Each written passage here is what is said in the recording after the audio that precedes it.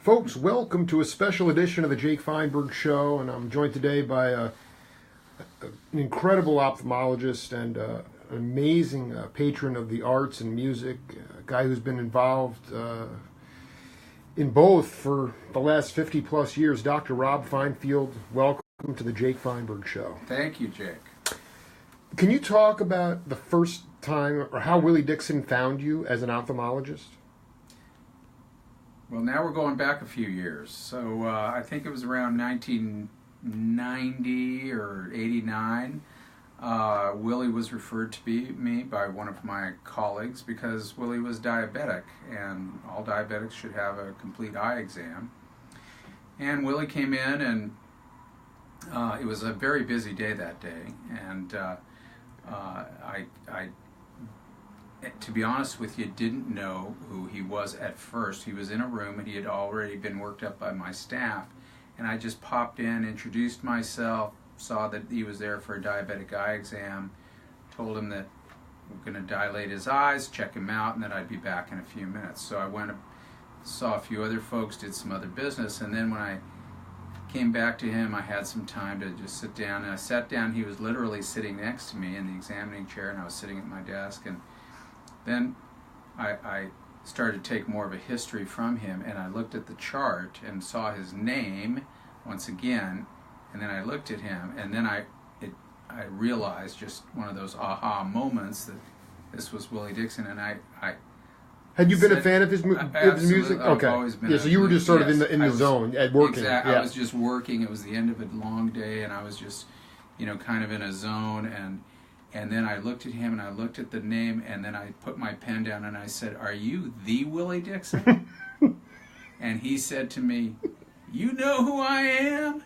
And I said, "Oh my God!" And the hair on the back of my neck stood up, and I said, "It is an honor, sir, to meet you." And I shook his hand, and he just started cracking up. He couldn't believe this, little Jewish doctor from Los Angeles knew who he was, and it was really funny. We hit it off right away, and he actually had some problems with his retina due to diabetic retinopathy, so I had to treat him a number of times, and I saw Willie every 3 to 4 months for years until he passed away, and so we became very good friends.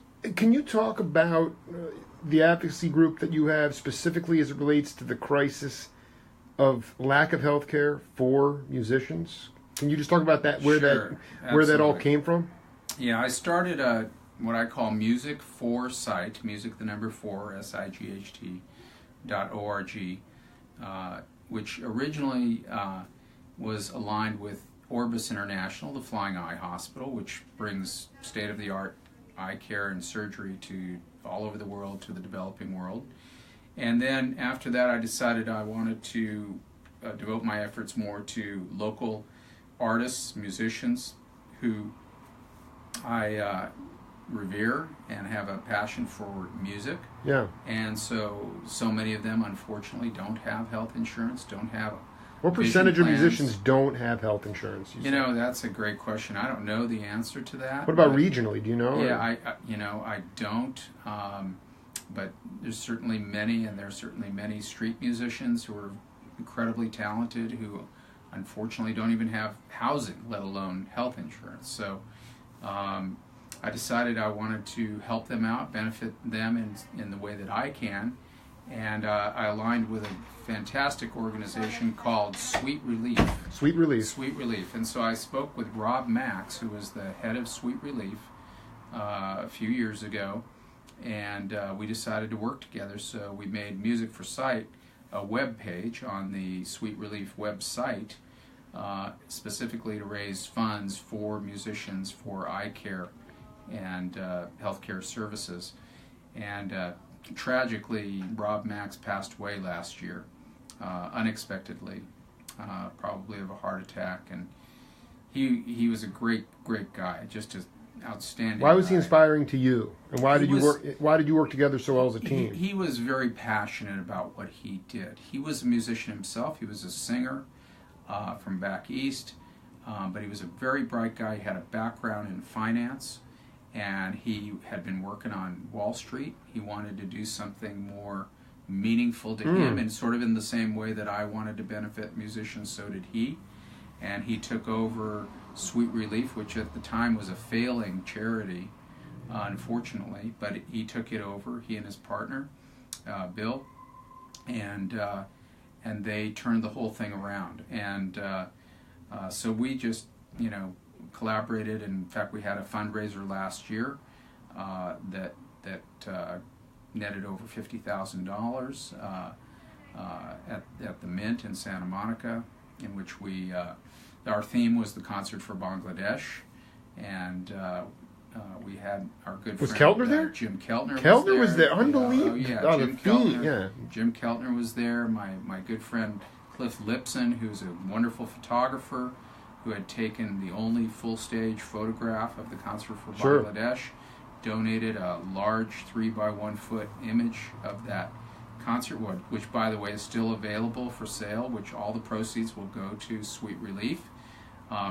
That image, I personally, and with the help of Jim Keltner, had Ringo Starr sign it, Eric Clapton sent it directly to London, and Klaus Vormann in West Germany, Leon Russell, who I met at the Canyon Club and had told him all about Sweet Relief, and he was enthusiastic to help and support Music for Sight, Sweet Relief, so he signed it, and of course Jim.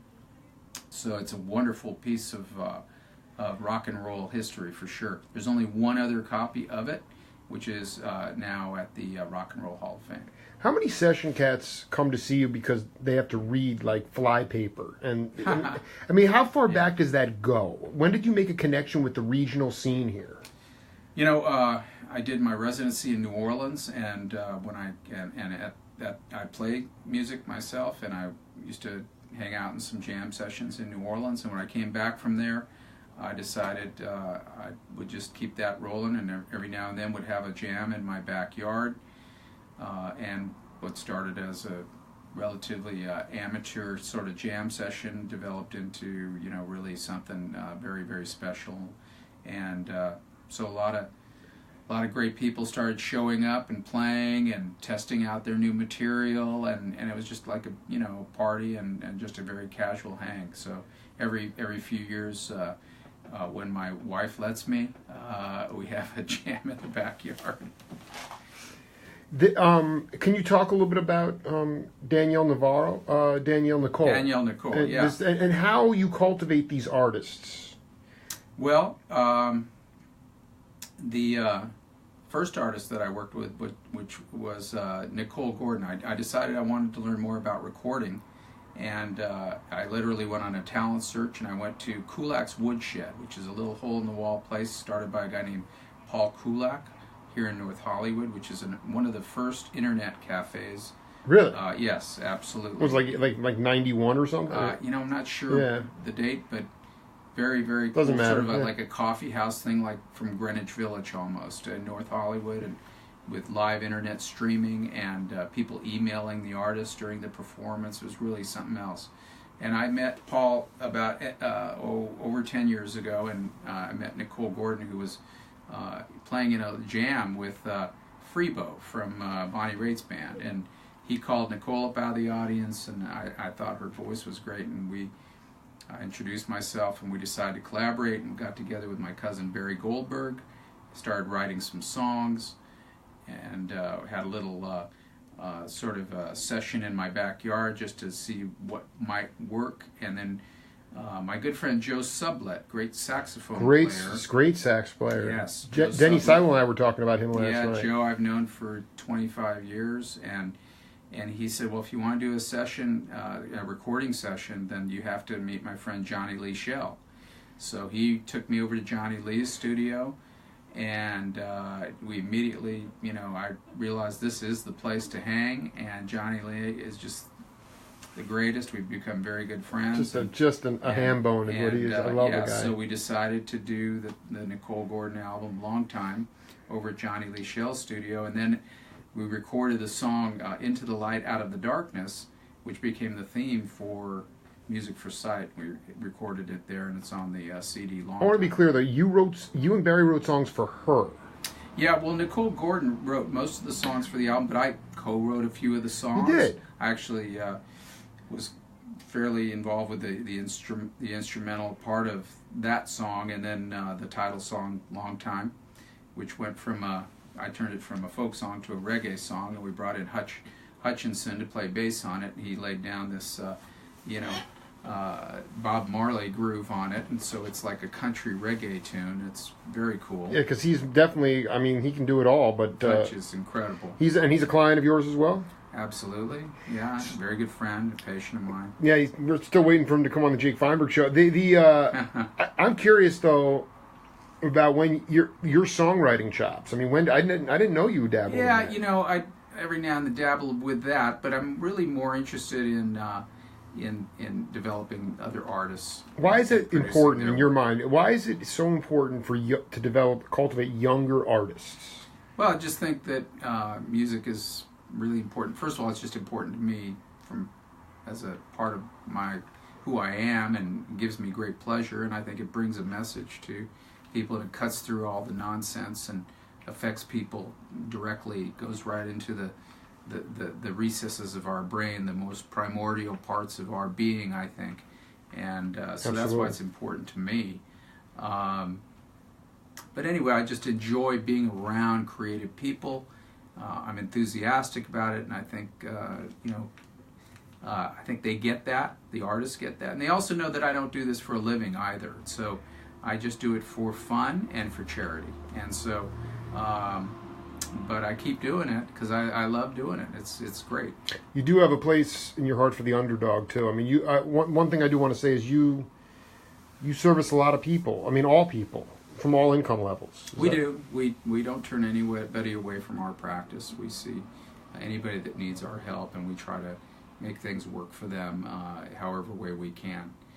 But I'll talk a little bit more about Danielle Nicole. So then, where's Miss Gordon at now? What is she up to? Nicole moved back to Philadelphia, where she's originally from, and she's writing and playing local gigs back east. And she comes out now and then, and not too long ago was did a show out here in Los Angeles. I'll have to check her out. Yeah, okay, Nicole Gordon's out in Philly. Wonderful. Then now Danielle Nicole. So Danielle Nicole. Gradney was blown away by her. Yes. Yeah, Danielle is from Kansas City, and she and her two brothers had a band called Trampled Underfoot, which was together for a number of years. They put out a few albums.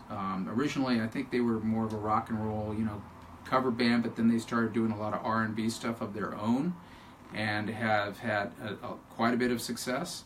And then I think a few years ago, Danielle decided to go out on her own, and has put out, I think, about 3 CDs so far of her own.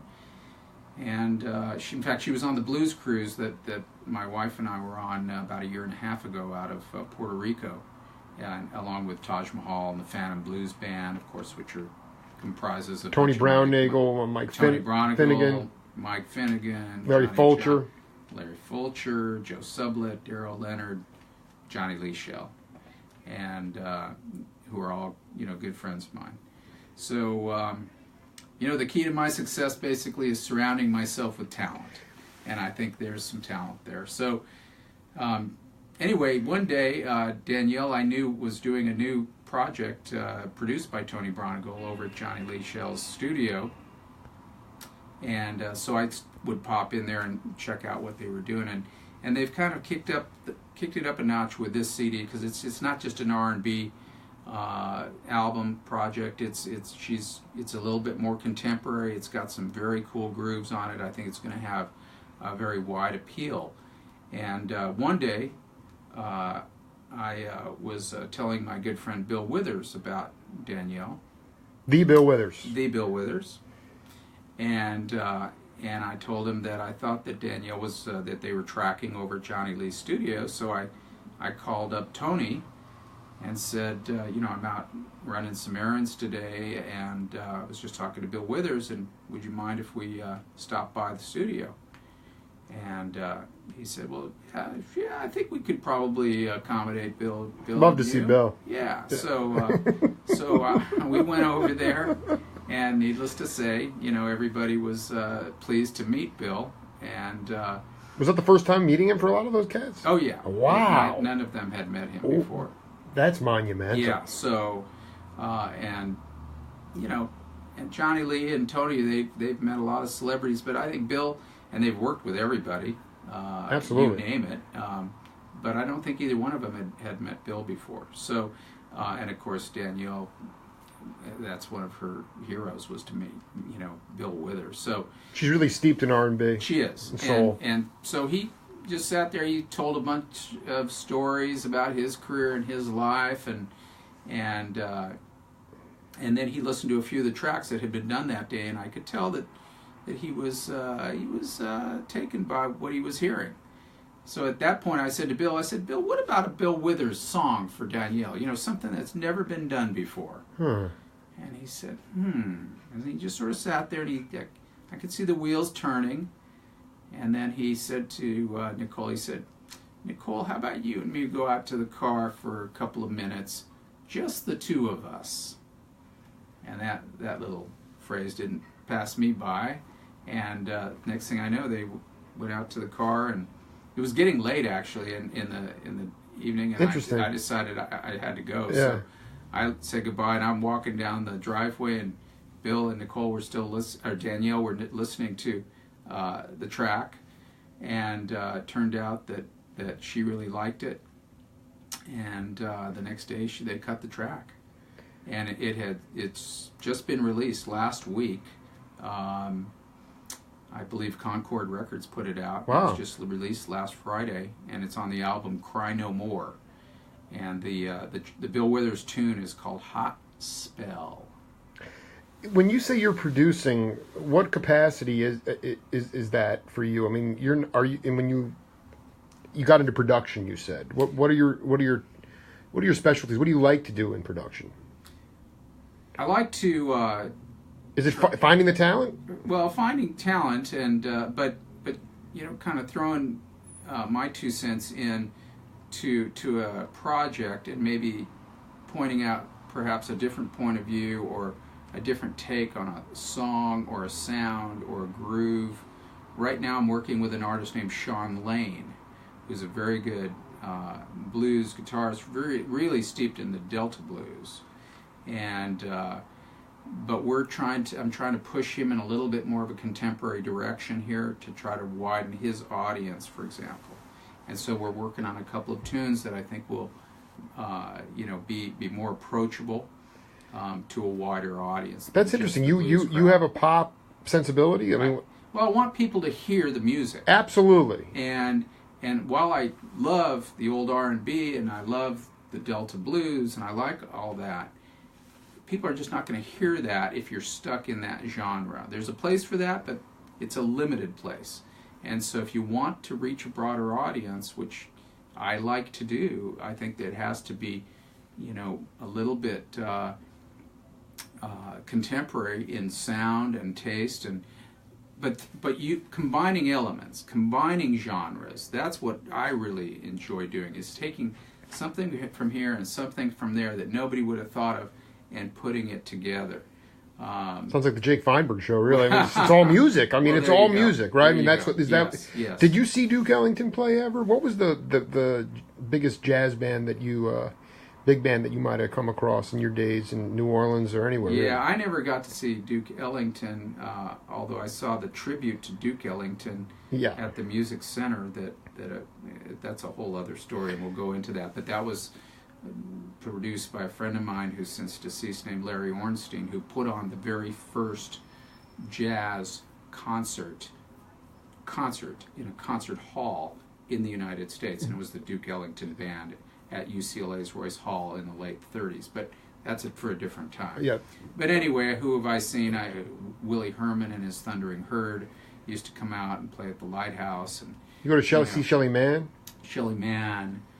Shelley's Manhole, and I love jazz. I there's nothing I won't listen to at least once. And I have a very eclectic taste in music. I love classical music. I'll listen to John Cage. Absolutely. You know, I love it. Your ears are wide open. Yeah, totally. Just before we wrap, Dr. Feinfield has seen 65 patients just today, and he's ready to go on a nice weekend. I'm ready for a drink. That's what I'm ready. Drink for. Sounds well, but let's start with some water. Let me just ask you though. Yeah. What do you carry most from your father? What values do you carry most from your father? And ultimately, what is your concept of love, and how do you bring love to the world? Oh, that's so sweet of you to ask. Well, my dad, whose picture I'm looking at right now over there on my in my case there, that's my dad, Arthur. There's Willie Dixon up there too. Yeah, there's Willie. Willie, I love Willie, man. And you know, my dad was the consummate physician. He was sort of a doctor's doctor, and you know, he was an outstanding student. He was a volunteer in World War II and served as a captain in the U.S. Army in the medical corps. He was the first cardiologist in the San Fernando Valley and in this entire part of Southern California. A pioneer. He trained the very first paramedics for the fire department. Basically started the paramedic program here. Started the first coronary care unit, which was at St. Joseph Medical Center here in Burbank. You know, but he was just a great guy. He was just a great person. He cared about people. He was brilliant and an innovator. I just want to be clear. He also never made you feel inferior. You know, I mean, this is clearly a guy who was doing everything, but he didn't motivate you that way. You know, it's difficult to have a very famous, successful parent, particularly a father, for a son. And because there are certain expectations, and my brother didn't become a doctor, my sister didn't, and so it was sort of, and I'm the baby, and so it's like everybody sort of expected me to. And I resisted that when I was younger, and I was actually going to go into psychology in college, but my dad, he was very skillful and persuasive in a very subtle way. And he convinced me, I'd be better off going to medical school and getting an MD. Well, it's a long story, but I ended up not going into psychiatry, obviously, or psychology, and became an ophthalmologist, which I've loved. And but yeah, he told me in his later years that he was very happy that I did not go into cardiology, that I did not follow directly in his footsteps, and I didn't want to. I didn't want to cover that ground that he already had. I didn't want to compete with his reputation and his image. And it worked out really beautifully, and we shared patients together when they needed an eye exam or whatever. I did, yeah. It was and we practiced down the hall from one another for 20 years. And yeah, it's interesting. He worked until he was 83 years old. He didn't want you to become a cardiologist because then you'd be always being compared in some way, or in his mind. But that's so. And then love. Let's talk about your concept of love. You know, love is it's such a great thing to think about, and it's what are you passionate about? What really moves you in a non-intellectual way, you know, visceral way. Yeah, and I think, you know, my family is of utmost importance to me, you know, and I think that was instilled in me from my parents. So I think that, you know, family and your community and my kids, my wife, it's all, you know, that's part of everything. It makes up who you are, and it's unfortunate that not everyone can have that, but it's what I think we all strive for. Do you put it into every part of your life every day? I mean, how? You know, that I don't know that I do that. I mean, I there are times when I'm not very lovable.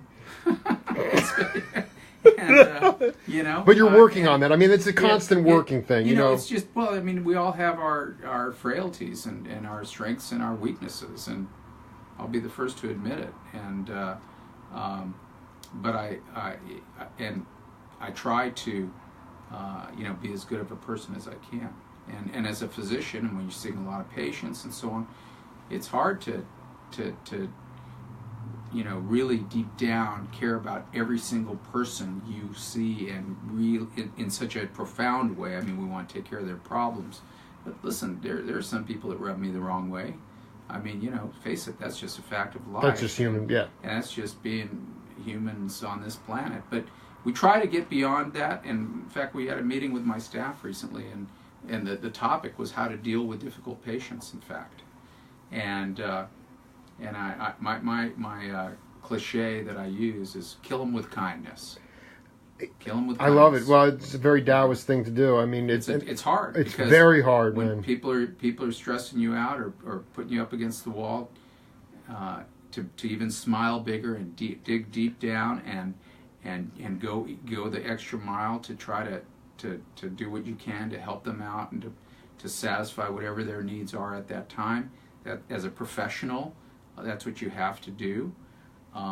Every now and then there's somebody that you've done that and it's still not satisfactory, and then you have to part ways. But it takes a lot of those are the hard. And you're taking your ego out of it too. Absolutely, you have to sometimes you have to bite your tongue and move on. But anyway, that's a great question. Well, no, I mean, before we wrap, are you having a concert this year? Can we talk a little bit about upcoming events for Well, as a matter of fact, just promote what you, because yes, this is important. A week from Saturday,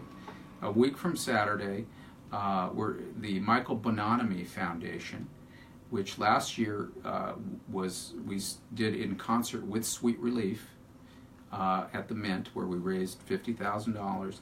The Michael Bononomy Foundation is having an event at the El Rey Theater next Saturday night, March 10th. They have a couple of bands, and I don't recall the names of the bands, but there's going to be some great music there. I'm not involved in this year's production, but I will be there, and I do support the charity.